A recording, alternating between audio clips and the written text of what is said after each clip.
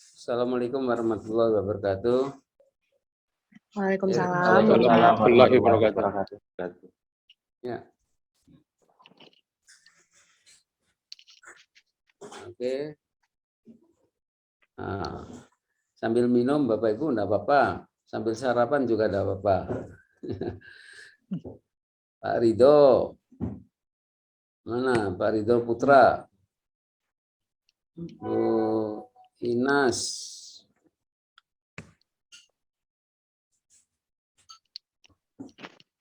Bu Imas. masih di kamar mandi Pak tadi dilihat. Pak Ridho. Ya masuk. Pak Fri Dirga. Oh, saya sebutkan keluar wajahnya.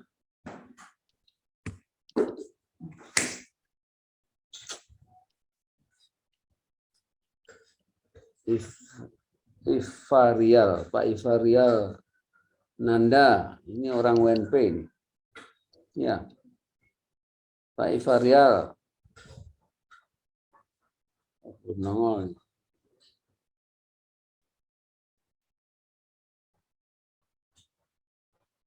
Oke, kita lanjutkan lagi ke topik yang berikutnya. Ini masih ada beberapa orang yang belum gabung lagi. Nah, topik kedua ini juga saya mengacu pada aturan-aturan aja. Karena sekarang ini ya ada perubahan-perubahan nama yang macam-macam itu, mau tidak mau kita harus mengikuti. Yang sebenarnya intinya sama. Ya. Perubahan-perubahan nama itu kadang-kadang membingungkan aja. Saya juga bingung, Pak. Perubahan nama sering ganti menteri nanti ganti lagi. Nah, itulah kondisi di negeri kita ini. Yang sederhana aja lah. WTS itu diganti pula dengan yang lebih agak keren gitu. Kalau yang batu di rumah tangga namanya apa?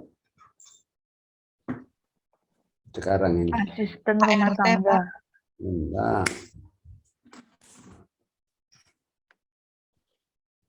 Istilah yang mentereng kan pramugari, pelayan.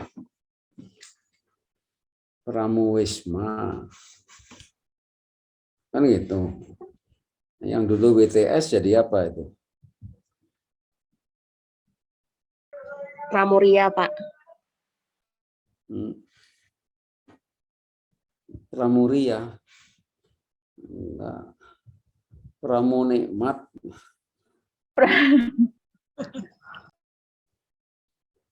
Ini kok masih ada Bu Imas sama Ridho, Pak Ridho, UNP, Bu Imas, mana itu? Universitas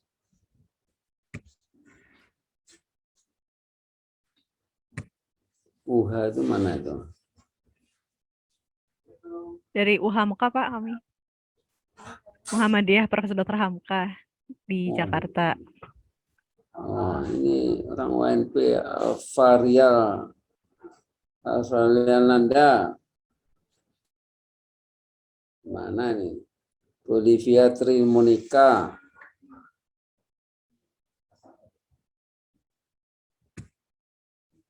Tolong admin hubungilah, saya lanjut aja. Ya. Admin, tolong dihubungi yang belum masuk ini. Iya, Pak. Ya. Jadi kembali lagi, istilah-istilah baru jangan mengacaukan kita ya.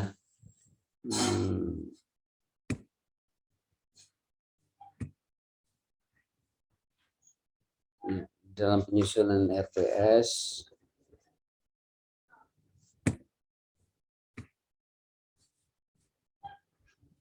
ya, kita harus mengacu kepada kondisi dari pusat atau yang mendukung Merdeka Belajar. Istilah ini menjadi populer akhir-akhir ini Jadi apa-apa Merdeka Belajar, termasuk nanti kopnya Bapak Ibu ini. Kop pekerti ini. Ya.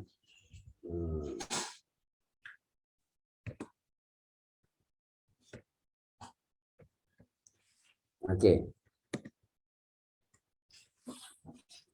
Namanya gimana ini? Prinsip dalam penyusunan RPS, ya, rencana pembelajaran semester, dia itu merupakan suatu kumpulan capaian pembelajaran lulusan dibebankan pada mata kuliah yang dirinci lagi menjadi capaian pembelajaran per tatap muka itu. Jadi kita buat rencana pembelajaran satu semester, sebenarnya dasarnya tadi analisis instruksional, maka capaian pembelajaran semuanya itu termasuk yang umum nanti di atas, terus yang per tatap muka itu di dalam kolom. Nanti saya ada contohnya yang akan saya berikan. Nah, ini unsurnya menurut SN Dikti pasal 12. Jadi tidak saya buat sendiri ini sesuai dengan SN Dikti pasal 12. Nama program studi harus dicantumkan, nama dan kode mata kuliah, terus semester, SKS, nama dosen pengampu, itu di bagian atas. Ya. Karena mata kuliah Bapak Ibu itu tidak lepas dari program studi, makanya nama program studi harus ada. Kemudian capaian pembelajaran lulusan yang dibebankan pada mata kuliah, ini yang saya sebut tadi capaian pembelajaran umum. Ya, ini capaian pembelajaran umum itu di atas pula. Kemudian kemampuan akhir yang direncanakan pada tiap tahap pembelajaran. Itu yang capaian pembelajaran khusus. Nah, itu nanti dalam kolom. Kolom pertama itu adalah capaian pembelajaran per tahap, per tatap muka itu. Pada kolom pertama. Nah, kolom keduanya bahan kajian.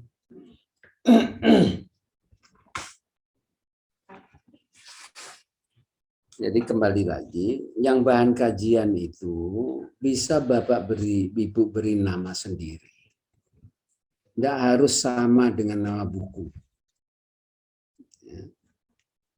Yang lebih tepatlah untuk materi yang perlu dibahas di pembelajaran agar mahasiswa bisa mencapai tujuan atau capaian pembelajaran.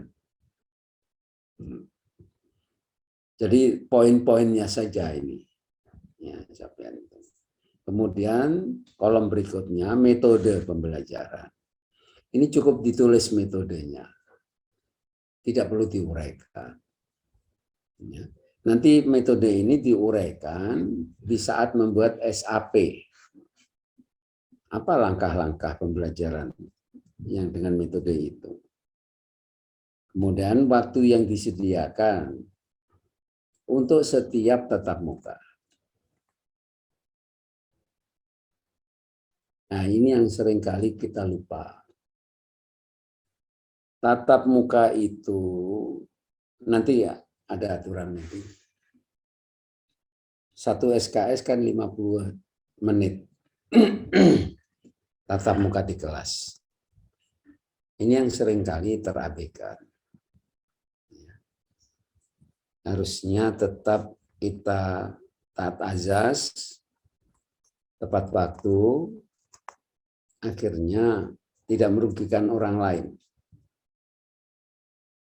saya sering di awal-awal semester itu,